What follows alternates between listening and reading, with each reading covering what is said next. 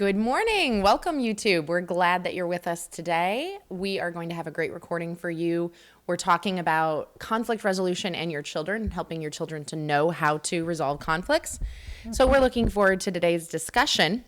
I say just put them in a giant t-shirt together till they figure it out. Whose idea was that? It's mine. No, there's somebody... the Get Along t-shirt. That's mine. Was that your idea? No, that's been going on for quite a long time. Okay, yeah. A long time. I feel like I heard that somewhere else. There is a company, though, that makes, like, giant sweatshirts for two people. Yes. So I remember seeing it one time. I know, because you wanted to get them for us. I know, I thought about that. Yeah, but, no matter who you are, like, your kids are rough sometimes. They have problems. They have fights and stuff. So how can we help them quickly? I know what my dad used to do.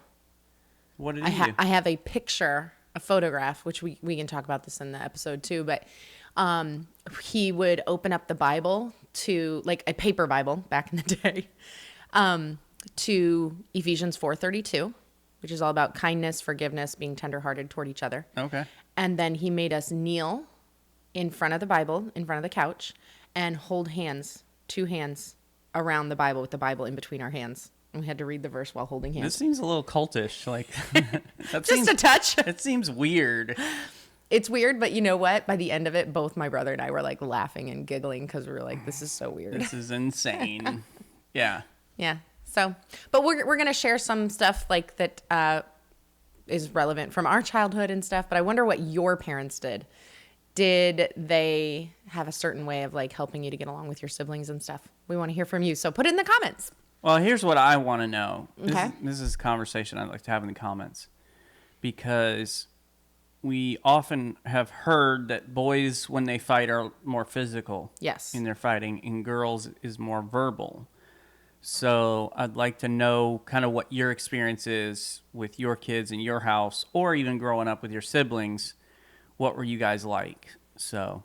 And we are, we're girl parents. Like, we have 4 girls, so we have no experience raising boys. We have experience, like, our girls have friends that are boys and a boyfriend, and lots of youth group experience with boys and stuff, and teaching in church and whatnot. But yeah, to raise a boy, we really don't know. Did you ever get in a physical altercation with your brother?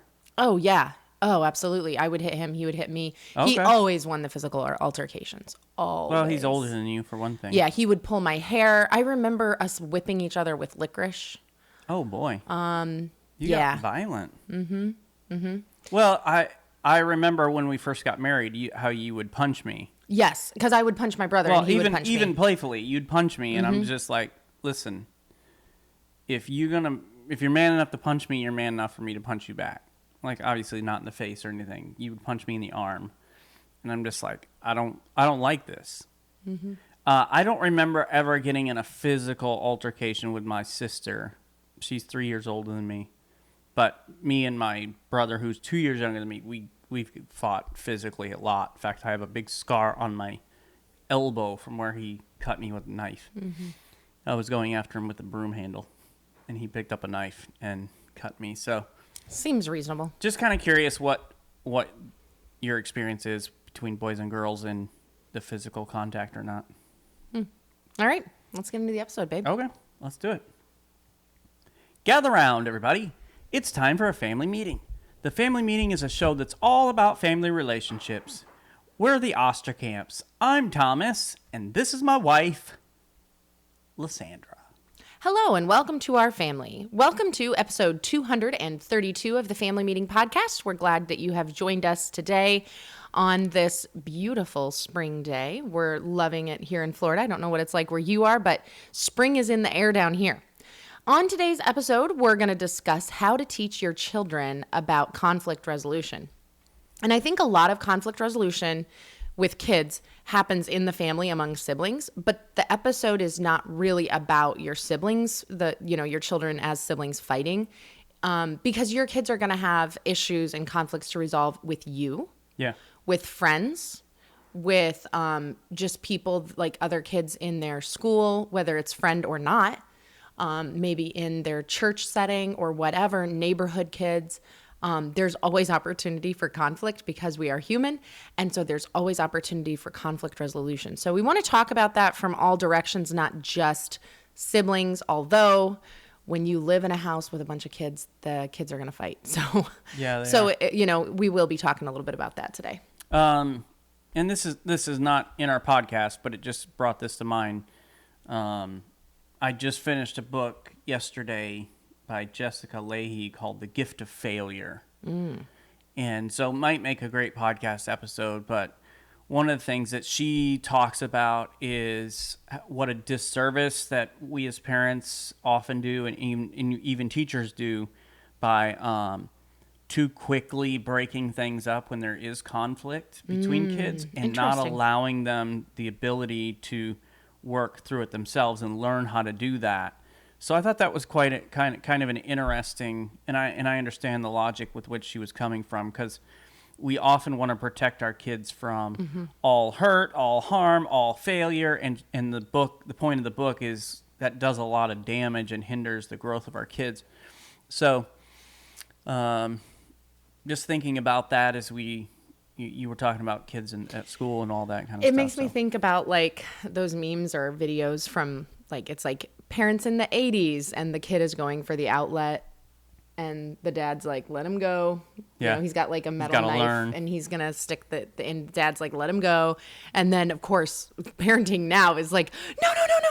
Every outlet has a little safety plug in it or whatever. Yeah. So the differences in parenting over the years, kind of funny. Yeah. But before we jump into the conversation today, a couple things. First of all, right now we are making the 16-hour trip up to East Peoria from Palm Coast, Florida. We're driving. Yep, getting ready for a marriage retreat this weekend with Grace Baptist Church and Josh and Misty Buto. We are so excited. It's we're gonna have so much fun. Looking forward to that conference. Yeah, and we've already been praying for each couple, which is something that we do every time we speak at a conference. Is we pray for every single couple to just have their heart tender toward whatever the Lord wants to do for them and for their marriage in this conference.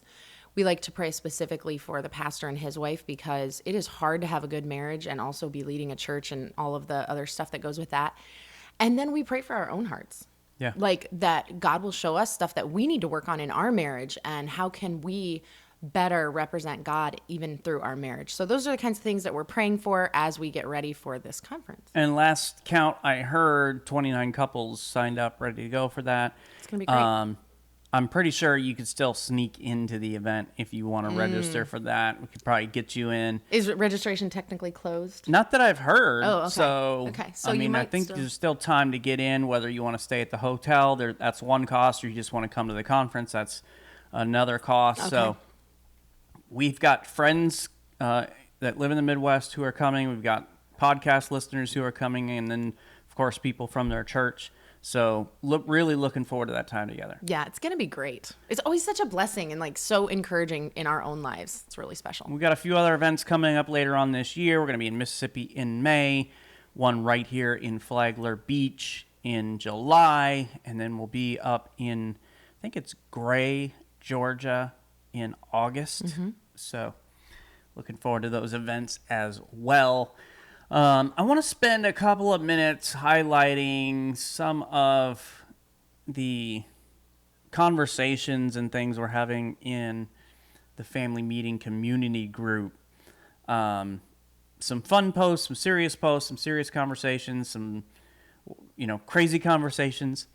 And this one came in the other day, and I thought this was funny, from Joshua Cormican. He said, maturing in marriage is learning that eating nice food without your wife is also cheating. I felt this one. Yeah. I felt this one. If I find out that he had something that I like and I wasn't there, I'm so mad at him. Well, and here's one of the things I will often do is if she doesn't say anything, I just eat, right? So I'll get myself a snack or a protein bar or whatever else. And then I'll come to bed, and you're like, where's mine? Yeah. I'm like, you didn't say you were hungry. You didn't say you wanted anything. I didn't want anything till I saw you had something. Don't you know how the human psyche works? Yeah.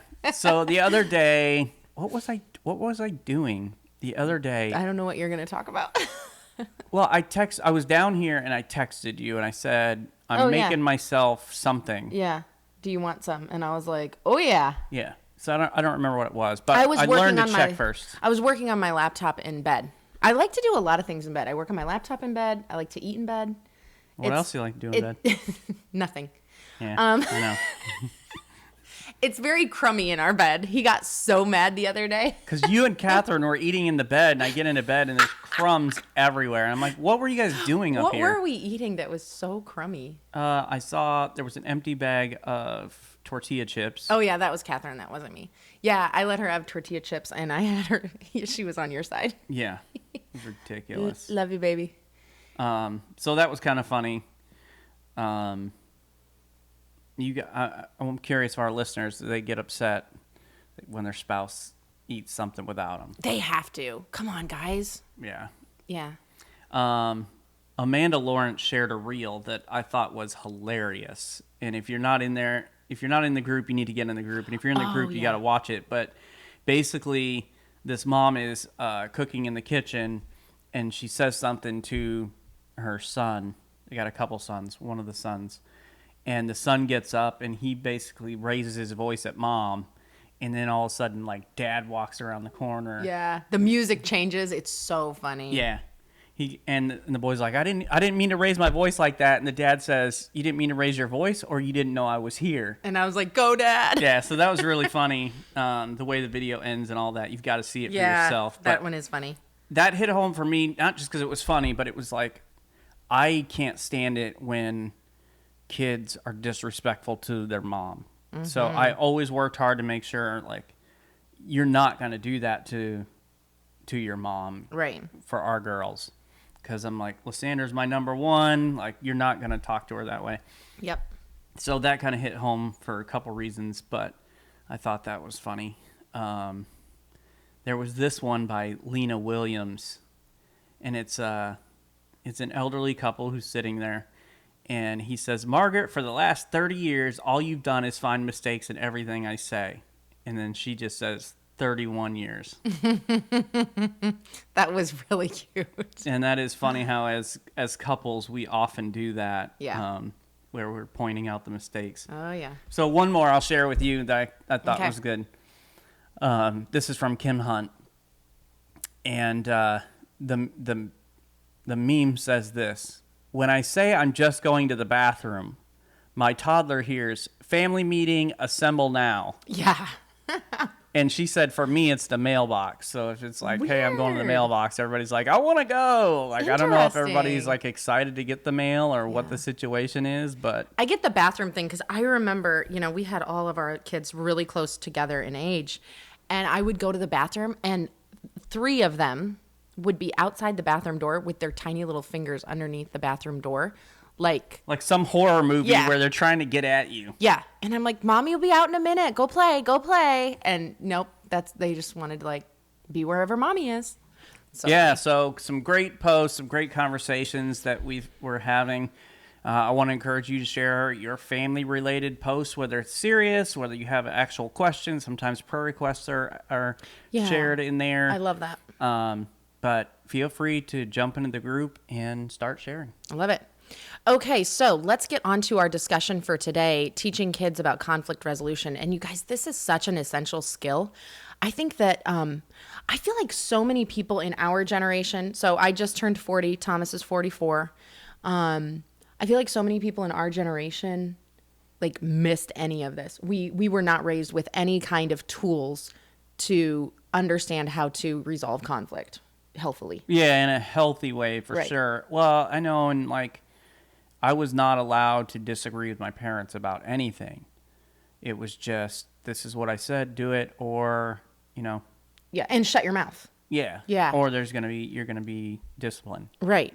And I mean, this is an essential skill, and it can really help your kids to build healthy relationships and manage disputes in a constructive way, not only now as their kids, but of course, running into their adulthood. And a big part of learning conflict resolution is observing it as well. So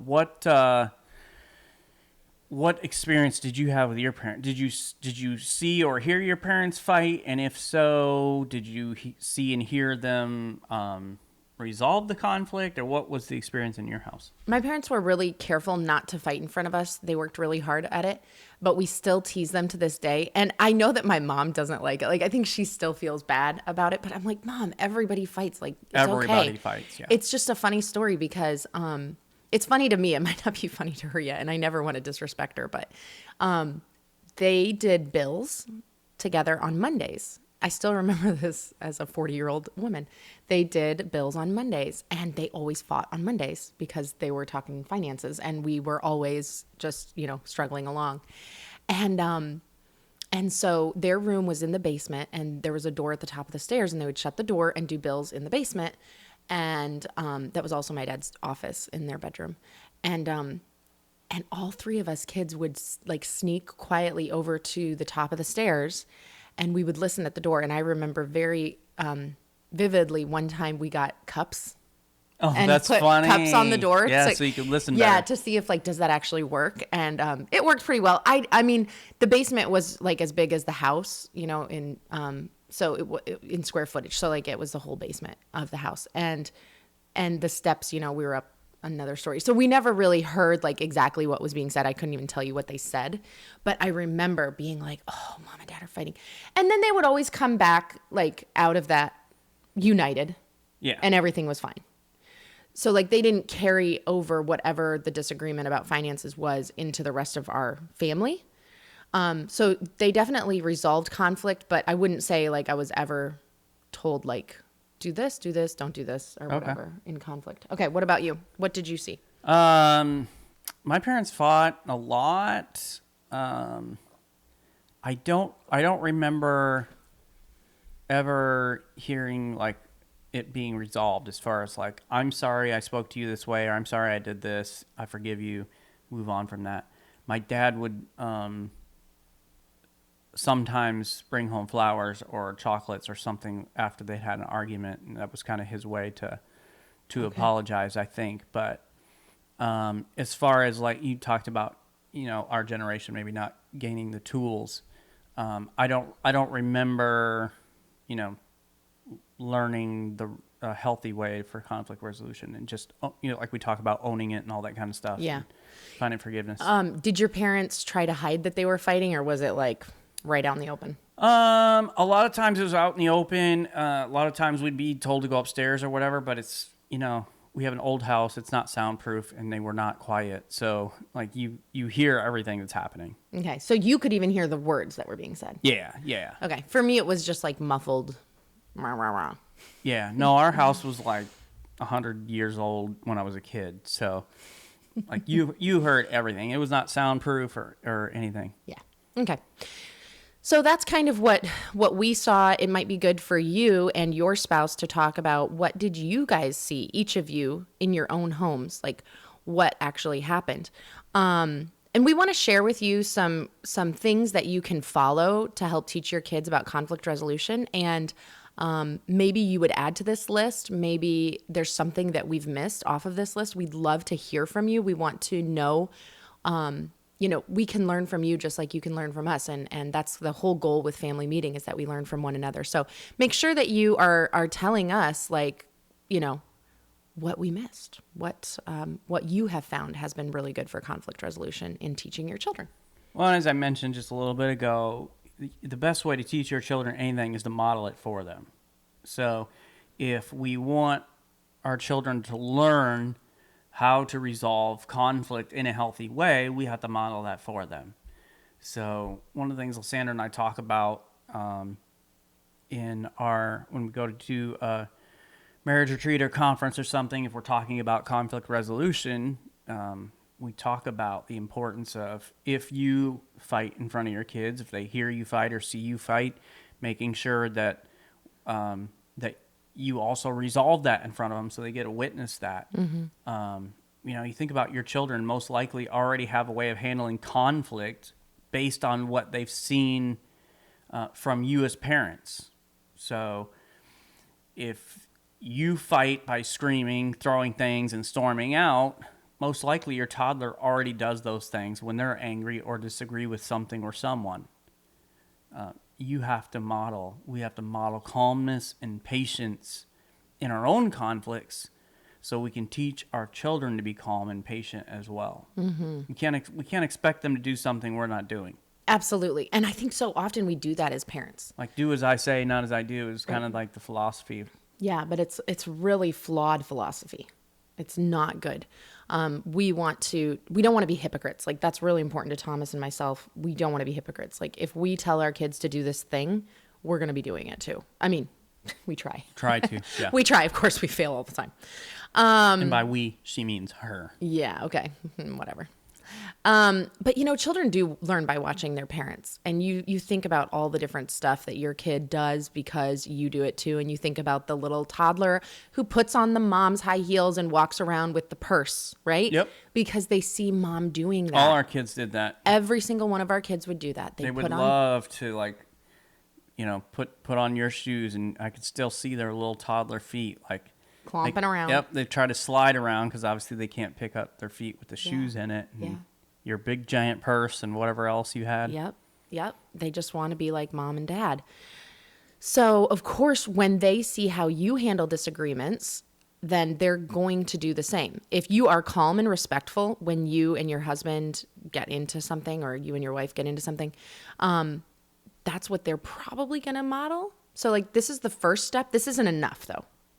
It's not enough to just model it. Like, some words need to be spoken. Some actual training and teaching need to come into play. Yeah. But, you think about your kids, they grow up thinking, like, you are the expert in everything, that this is the right way to do everything as they're small. Now, as they get older, they learn. They question everything. Mom and dad don't know anything. But it's like some friends of ours and listeners of the podcast, we were talking about this on social media. And I don't remember the exact post, but Drew was talking about, and Chloe were talking about how, I think it's their son, believes that Drew knows absolutely everything. Oh, yes, that's right. They did say that. And I was like, this kid's in for a rude awakening, yes. My dude, because... Because nobody knows everything. No, but that's the way our kids view us, especially when we're small. So when they see us handling things a certain way, they think and grow up believing that is the way to handle it. You are your child's hero. That's terrifying. That is very terrifying. When they're little, at least. Sometimes it does go into teenage years and adulthood too. But what we want to encourage you to do is show them how to manage frustration by staying calm. So, like, let them observe you staying calm when you are heated. I think about even like now when our kids are teenagers, sometimes I will tell them, like, girls, I'm really frustrated with daddy right now, but we're gonna have a talk later. We're gonna work it out. Everything's gonna be fine. But staying calm, right? Speaking kindly. What do your words sound like when you and your spouse are in a fight? Like, are you kind? Are you speaking in a calm tone, or are you just losing your mind? Okay. Yeah. But show them how to use problem-solving skills when you have your conflicts. Even it could be like I know a lot of us adults, right? We have conflicts with our moms. We have conflicts with our siblings. We have conflicts with our dads. We have conflicts with our bosses or coworkers and all of that. So they're going to see you model this not just in your marriage, but also in other situations, scenarios, and relationships in your life. Well, and I like how you brought up taking time to talk through it with your kids. Like, I think for a lot of parents, we don't want our kids to think that there is any problems or any struggles or anything like that. And that in itself can give them a false view of what marriage and relationships are right. Because it's like, well, my parents seemingly never had problems, and yet here I am with my own husband or my own wife, and we're struggling. Like, maybe this marriage isn't for us. But being able to communicate, and they don't need to know the specifics, right, of what's going on necessarily, unless they're a witness to it personally. But it's like, hey, I'm Lysandra saying I'm frustrated with your dad. Like, we have some things we needed to talk about, and communicating how you're going to go about that is a great tool to teach your kids about that.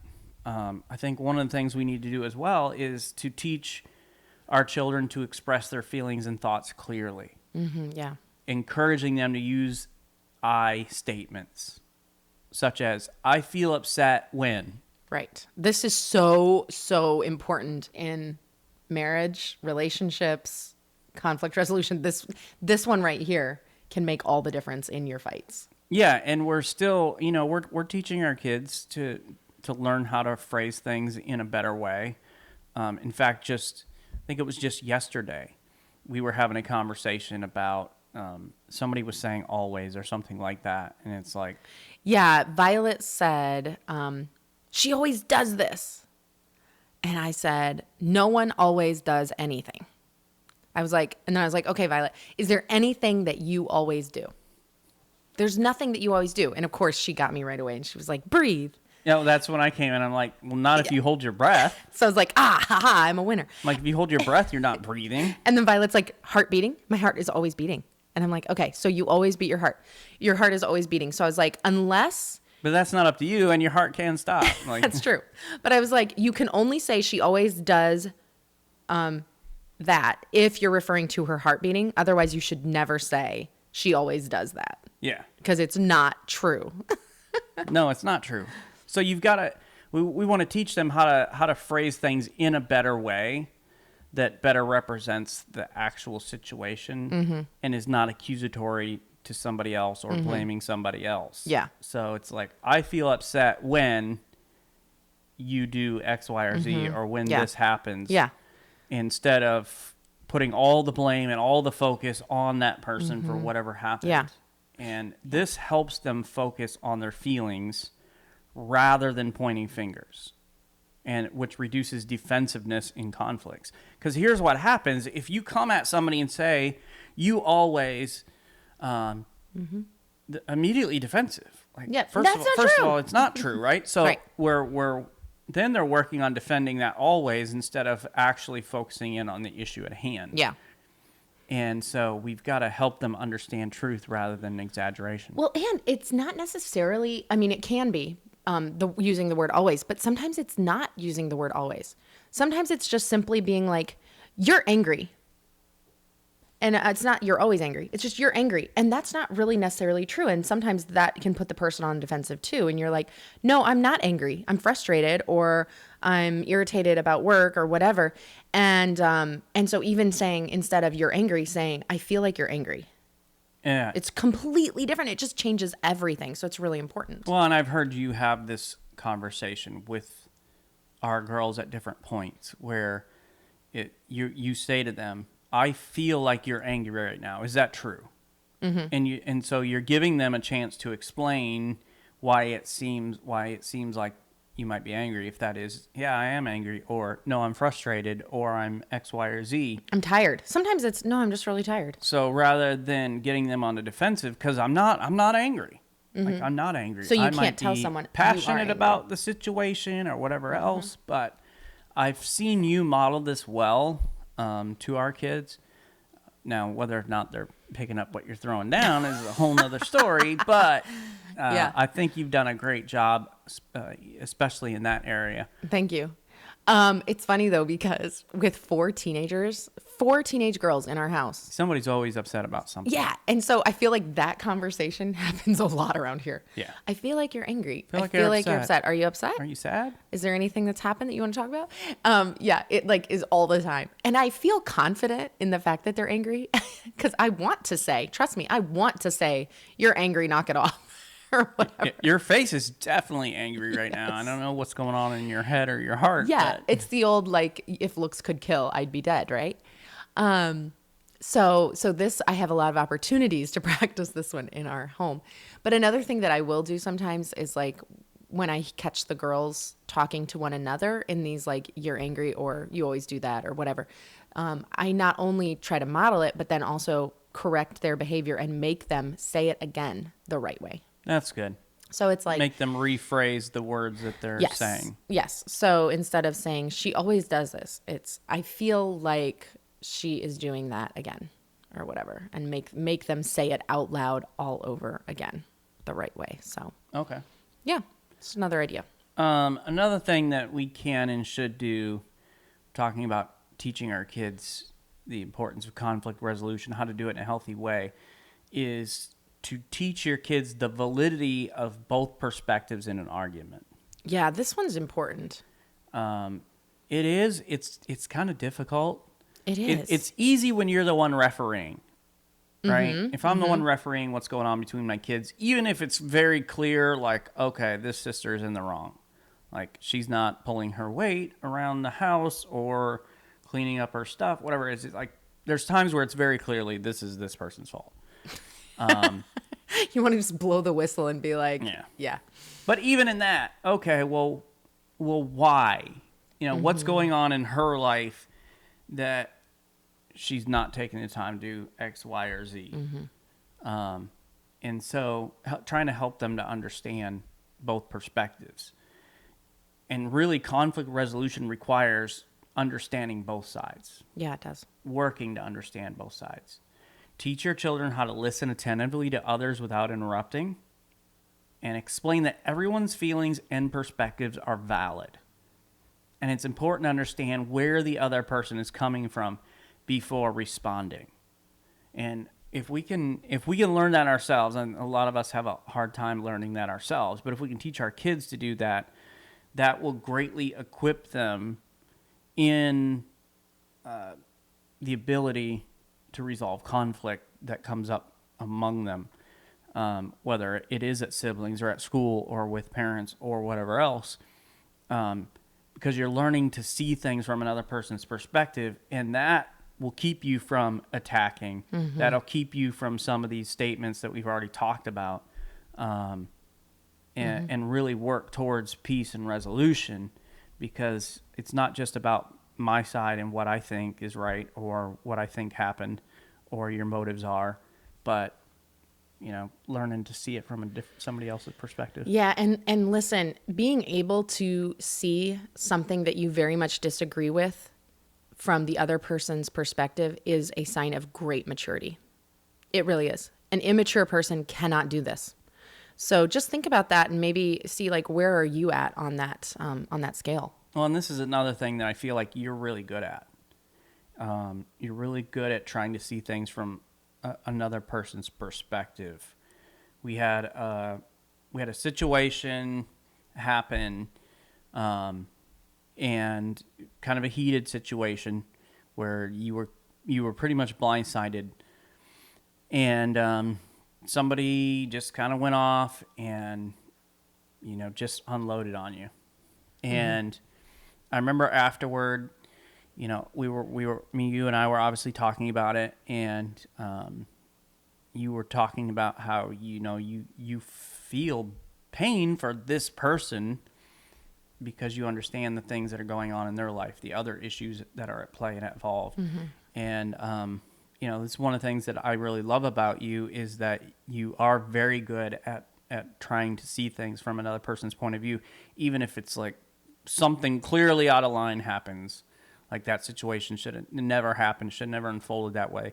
But you were trying to put yourself in that person's shoes and understand, why things happened the way they did.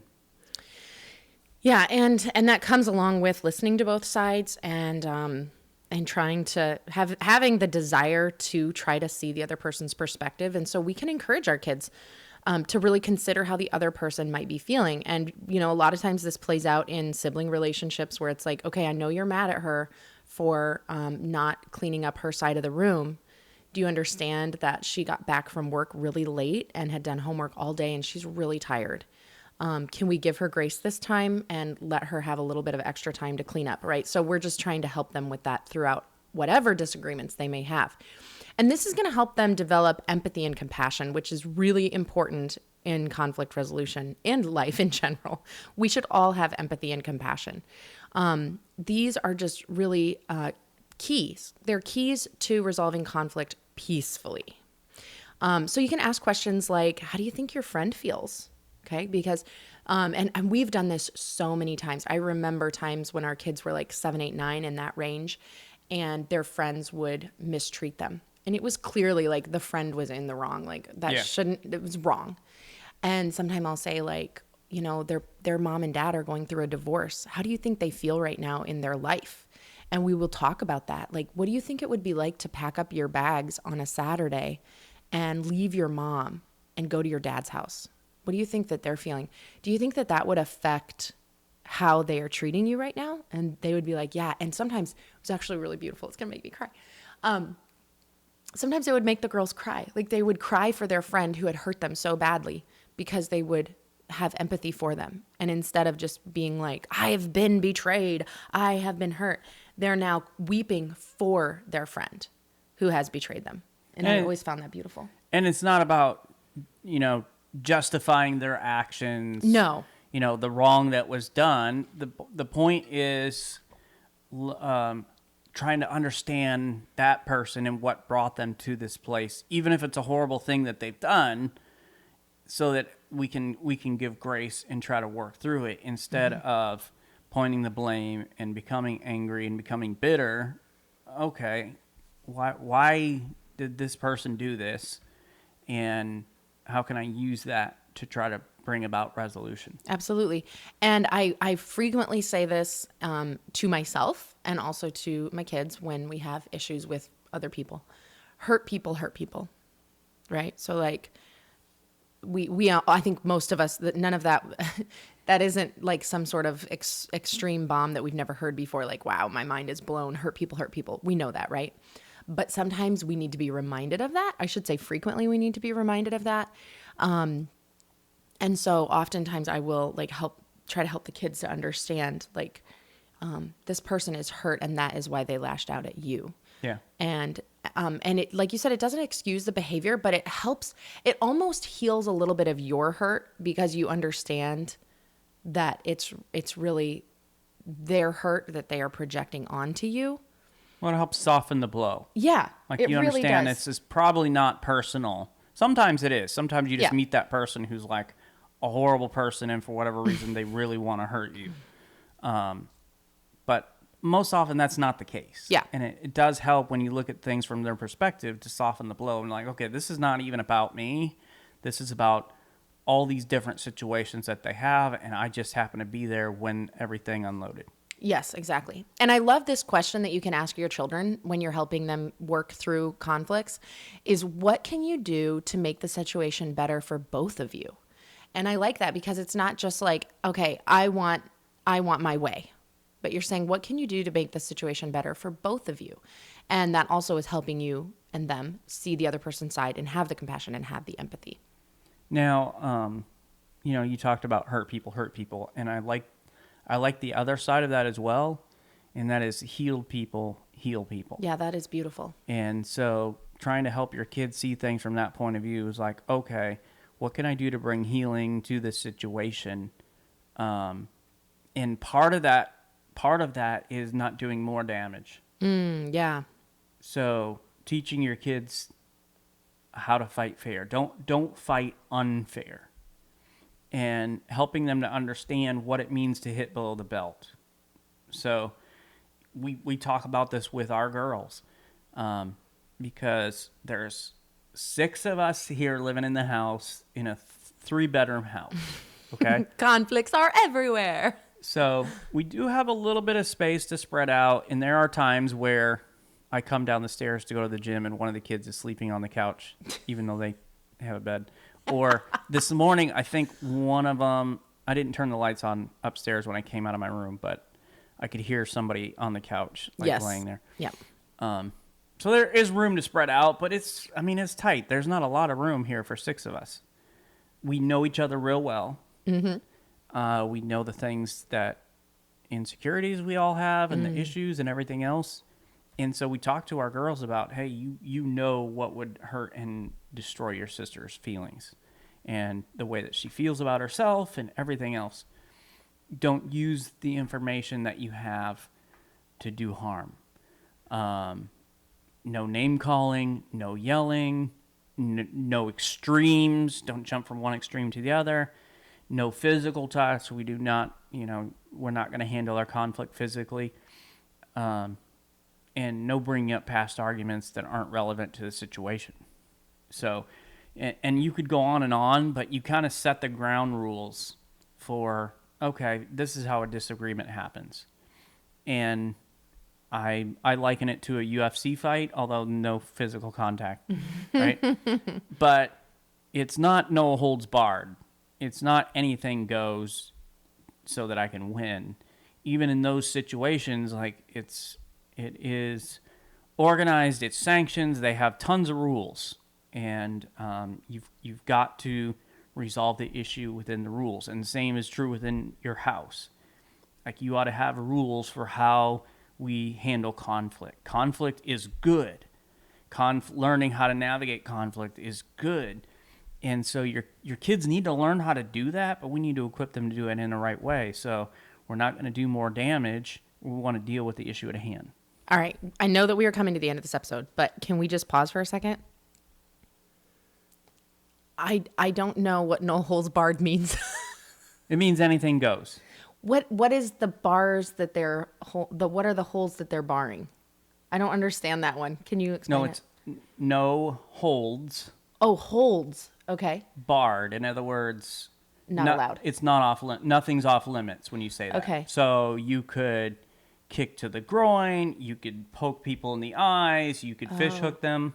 Okay. I don't need you to show me what fish hooking is, because you looked at my mouth and you were so ready to fish hook me right now. Yeah, I know. Okay. Wait, though. Did it come from fighting?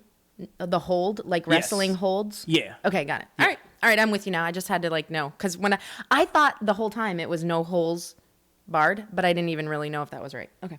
And it wasn't. It's no holds barred. Yeah. Okay. No, the other one's a bedroom conversation. But this, even when UFC first got started, like, there was a lot more things you could do. You could kick people to the face. Pull hair, right? You could do a lot of stuff. You couldn't fish hook people. You couldn't do, I think, small joint manipulation, so like fingers and toes. Ugh. But there were a lot less rules even when it first got started. But there's always been rules Some to it. rules, yeah. But now they've unified the rules and all. There are a lot of rules. Some people look at it and are just like, these guys going in here just trying to kill each other, and that's not the case. But. Right. Okay, but this is the thing. If you teach your kids when they're teeny tiny, like I'm talking toddler, 4, 5, when they're that age, if you teach them all this stuff, no name calling, no yelling, no extremes, no physical, like, I'm going to punch or bite or whatever. If you teach them that when they're that young, by the time they are teenagers like our girls, most of it's going to come naturally. Like, our girls just don't call names with each other. Right? Like, they don't do that because they've never been allowed to. So think about that. Your kids may be little and you're like, this is all above my kids. No, it really isn't. Like, start them there. Yeah. Okay. Teach your kids to think about possible solutions to the problem. Help them consider different ways to resolve the conflict, okay, that maybe would be more fair and reasonable. Because a lot of times when we're in a conflict, it's like, my way is right, everyone else is wrong. This is the only way that it's going to be fair. But help them to start understanding, like, okay, we can brainstorm solutions that are not the only thing that you can see right now. There's other ideas out there. Let's talk about it. So this is going to encourage like creativity and teamwork between you and your kids, but also hopefully between them and the person they're in conflict with. So here's an example of what you could say. What could you both do differently next time to avoid this problem? So not only getting through the conflict, but after getting through the conflict, what can we do differently so that this misunderstanding doesn't happen again?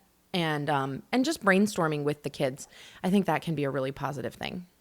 And I think along with this, this goes with what you're talking about, finding possible solutions to the problem. But we're going to talk about teaching negotiation and compromise as well. And part of this is letting them come up with the solutions themselves and negotiate and compromise themselves. Now, there's going to be times, because they're kids, where you may have to step in, and depending upon the age and all that. But they really do need to learn how to navigate this themselves. We should, as parents, not be resolving every issue that our kids have among themselves or with other kids.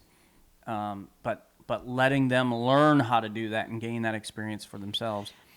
You can guide them too without like stepping in. So you can ask them questions like, okay, so do you feel like it was fair for you to take your friend's bike? And just like asking the questions that are going to guide them to be like, oh yeah, I shouldn't have done that. This is what I should have done or whatever. Yeah, I probably shouldn't have stole their bike. Yeah, probably not, but everybody's got a valid perspective. Yeah.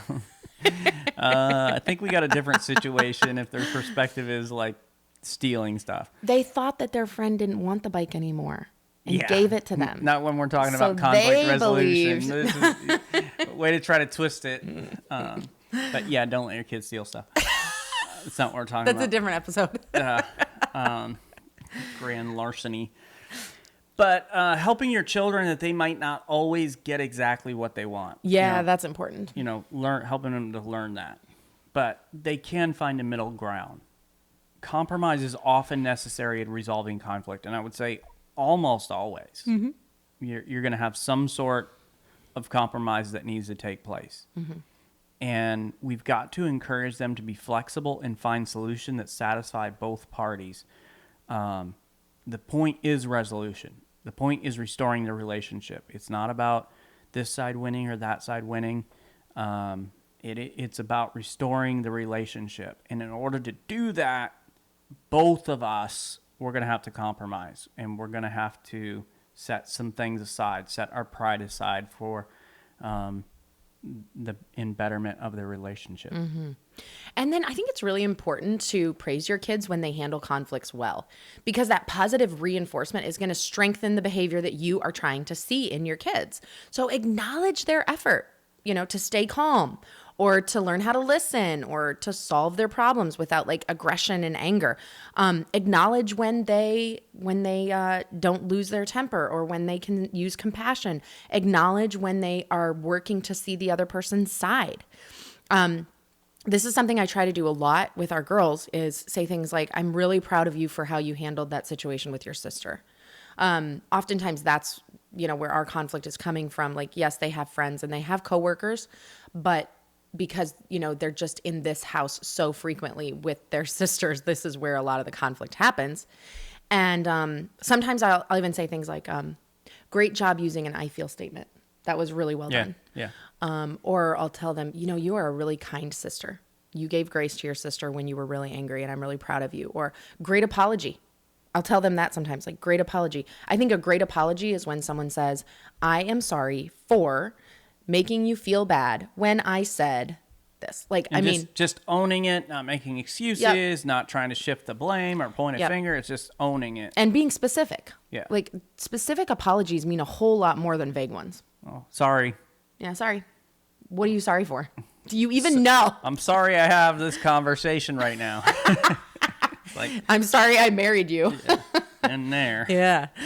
But like a lot of times too, I'll try to tell them something like, that was really beautiful forgiveness. That was godly forgiveness. Stop, my shoulder hurts.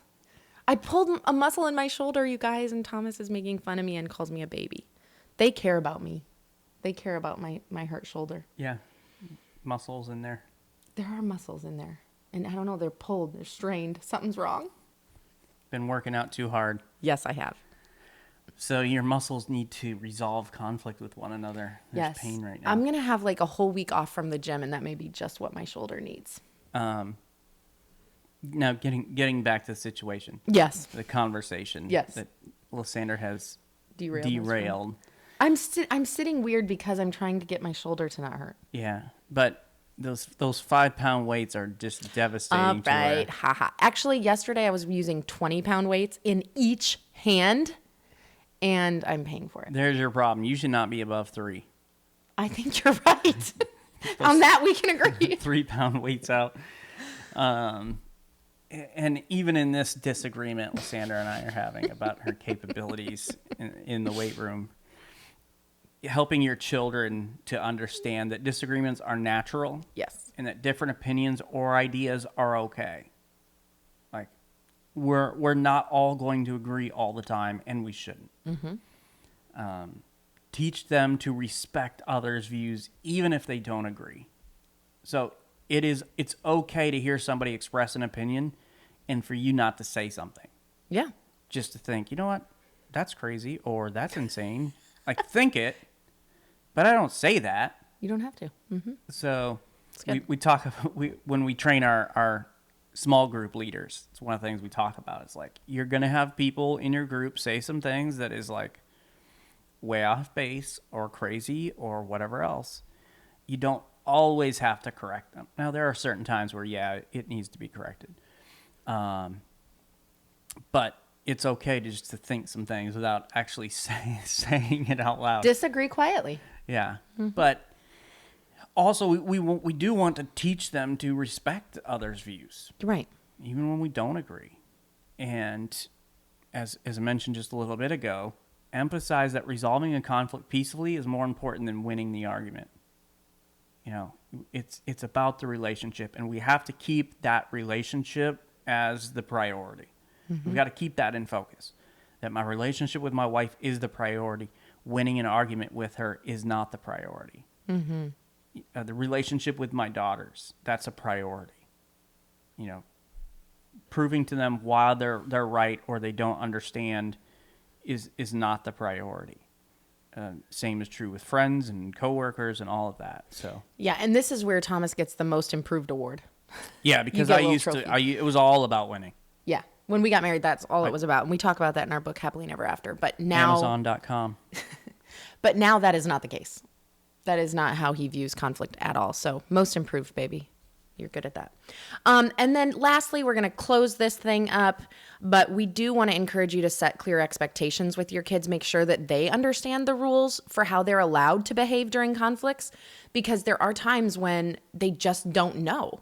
Hopefully your example is getting through to them. You're modeling the right way to do it, but maybe you haven't gotten there yet. Maybe you don't know how to have a conflict without getting super angry and your temper going nuts. If that's the case, make sure that they understand, like, I'm still working on my anger in arguments, but I want you to know it's not allowed. Like, you aren't allowed to just fly off the handle and say anything you want in a conflict, even though I know I'm still doing that. I'm trying to stop. I want you to try to stop too. Like, we're all working on this together. Make sure they understand the expectations, even if you cannot right now follow them. But all the things that we've talked about, just make sure that they know these things. Maybe you have your own that you want to add into that. But by giving your kids these tools that they need to resolve conflicts peacefully, you're setting them up for success in all their relationships in the future. Coworkers, teacher-student relationships, friend relationships, boss-employee relationships, husband-wife relationships. You're preparing them for all of that because you're giving them these tools now. And remember, it's a process. You've got to be patient, and really, really important to be consistent when you're teaching these skills and implementing them. It's very important, that consistency. But don't feel like your kids are too young to teach this stuff. They aren't. Whatever age your child is, you can start implementing some of these conflict resolution skills and tools, and you're going to set your kids up for success. And that leads into family meeting for this week, and that is to sit down as a family and talk about your rules for fighting fair. What does that look like? We're not going to name call. We are going to stay on the topic at hand. We're not going to bring up this thing that happened over here, that thing happened over here. Talk about, we're not going to shout, not going to raise our voices. We're going to listen to each other. And so whatever it is, whatever the rules for fighting fair that you want to establish in your home, make sure they know and understand that. And here's the thing. If you've not been fighting fair or you've really struggled with one of these areas, it's okay, and you should admit that to them. Like, hey, you know what? It is not productive to raise my voice when we're trying to resolve conflict, and I have a hard time with that. But I'm working on it, and I want you to know I'm working on it. And so just taking the time to resolve those things. If there's an issue maybe that is unresolved, this might be a great time to work your way through it with your kids there and let them see how to do that. Set the example for them. Thank you for joining us today, friends. Please go and subscribe to the Family Meeting Podcast from your favorite podcast provider.